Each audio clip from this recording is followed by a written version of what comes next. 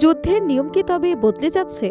একসময় যেখানে ক্ষেপণাস্ত্রের লক্ষ্য ছিল সামরিক ঘাঁটি, আজ সেখানে আলোচনায় উঠে এসেছে বিশ্বের সবচেয়ে শক্তিশালী প্রতিষ্ঠানগুলোর নাম। মধ্যপ্রাচ্যের চলমান সংঘাত ঘিরে এমন এক দাবি সামনে এসেছে যা সত্য হলে বদলে যেতে পারে আধুনিক যুদ্ধের পুরো সংজ্ঞাই।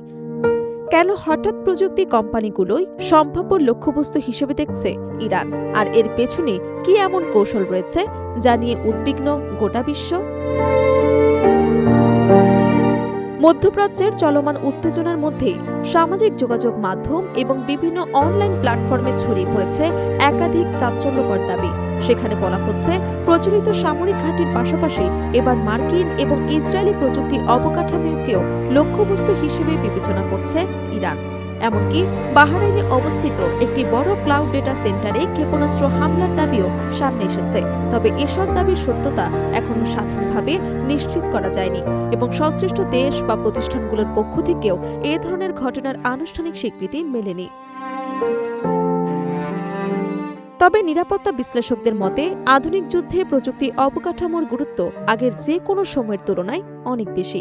সামরিক যোগাযোগ, স্যাটেলাইট তথ্য বিশ্লেষণ, কৃত্রিম বুদ্ধিমত্তা ভিত্তিক নজরদারি, ড্রোন পরিচালনা এবং বিপুল পরিমাণ তথ্য সংরক্ষণে ক্লাউড কম্পিউটিং গুরুত্বপূর্ণ ভূমিকা পালন করে। ফলে যুদ্ধক্ষেত্রে প্রযুক্তি অবকাঠামোকে কৌশলগত সম্পদ হিসেবে দেখা হচ্ছে। ইরান দীর্ঘদিন ধরে অভিযোগ করে আসছে, কিছু পশ্চিমা প্রযুক্তি প্রতিষ্ঠান তাদের ক্লাউড সেবা এবং কৃত্রিম বুদ্ধিমত্তার সক্ষমতার মাধ্যমে যুক্তরাষ্ট্র এবং ইসরায়েলের সামরিক ও গোয়েন্দা কার্যক্রমকে সহায়তা করছে। যদিও সংশ্লিষ্ট কোম্পানিগুলো বলে তারা সরকারি সংস্থার সঙ্গে বিভিন্ন বাণিজ্যিক এবং কৌশলগত প্রযুক্তির আওতায় কাজ করে।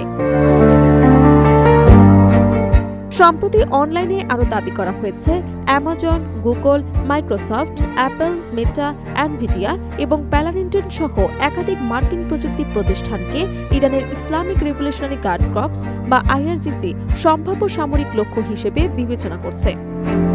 তবে এই দাবির পক্ষেও কোনো আনুষ্ঠানিক বা স্বাধীনভাবে যাচাইকৃত প্রমাণ প্রকাশিত হয়নি। বিশ্লেষকদের মতে, যদি ভবিষ্যতে প্রযুক্তি অবকাঠামো সরাসরি সংঘাতের অংশে পরিণত হয়, তাহলে যুদ্ধের ধরন আরও জটিল হয়ে উঠবে। কারণ আধুনিক বিশ্বের অর্থনীতি, আর্থিক লেনদেন, স্বাস্থ্যসেবা এবং যোগাযোগ, পরিবহন এবং সরকারি সেবার বড় অংশই ক্লাউড অবকাঠামো এবং ডেটা সেন্টারের ওপর নির্ভরশীল। এসব স্থাপনায় হামলা কেবল একটি দেশের সামরিক সক্ষমতাই নয়, বেসামরিক জীবন এবং বৈশ্বিক অর্থনীতিতেও বড় ধরনের প্রভাব ফেলতে পারে। প্রযুক্তি ও প্রতিরক্ষা বিশেষজ্ঞদের ভাষ্য, বর্তমানে যুদ্ধ শুধু স্থল, নৌ বা আকাশ সীমায় সীমাবদ্ধ নেই। এর সঙ্গে যুক্ত হয়েছে সাইবার যুদ্ধ, মহাকাশ প্রযুক্তি, কৃত্রিম বুদ্ধিমত্তা এবং তথ্য অবকাঠামো। ফলে ভবিষ্যতের সংঘাতে প্রযুক্তি কোম্পানিগুলোর ভূমিকা এবং তাদের নিরাপত্তা আন্তর্জাতিক আলোচনার অন্যতম গুরুত্বপূর্ণ বিষয় হয়ে উঠতে পারে। মধ্যপ্রাচ্যের সংঘাত ঘিরে ছড়িয়ে পড়া এসব দাবি এখনো নিশ্চিত না হলেও একটি বিষয় স্পষ্ট, আধুনিক যুদ্ধে প্রযুক্তির ভূমিকা দ্রুত বদলে যাচ্ছে। আর সেই পরিবর্তনের সঙ্গে তাল মিলিয়ে সামরিক কৌশল, সাইবার নিরাপত্তা এবং বৈশ্বিক প্রযুক্তির অবকাঠামো রক্ষার প্রশ্ন আগের চেয়ে অনেক বেশি গুরুত্বপূর্ণ হয়ে উঠছে। বিশ্বের নজর এখন সেদিকেই।